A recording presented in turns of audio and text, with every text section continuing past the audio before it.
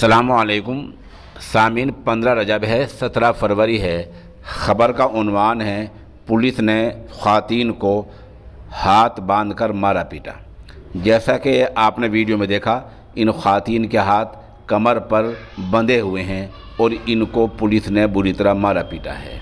अब पुलिस ये कह रही है कि गांव वालों के साथ झड़प हुई है, जिसमें गांव वाले भी ज़ख्मी हुए हैं और पुलिस वाले भी ज़ख्मी हो गए हैं।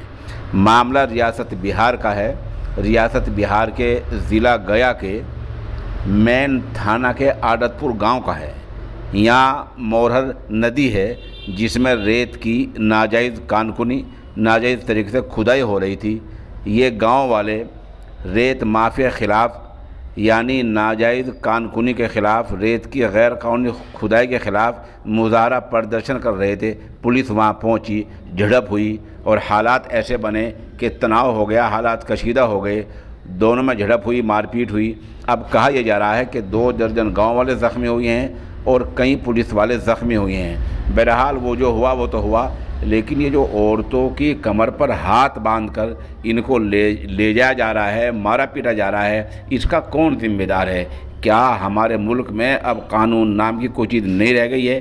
क्या इन पुलिस वालों को सज़ा देने का कोई कानून नहीं रह गया है? औरतें सिनफ़े नाजुक मानी जाती हैं। अगर औरतों के कमर पर पीछे को हाथ बांधकर उनको घसीटा जाएगा, उनको मारा पीटा जाएगा, तो पूरे मुल्क का सर आलमी सतह पर शर्म से झुक जाएगा। बिहार सरकार को इस तरफ ध्यान देना चाहिए और इन पुलिस वालों को, जिन्होंने औरतों के हाथ कमर के पीछे बांधे हैं, इन सबको बैक कलम बर्खास्त कर दिया जाना चाहिए।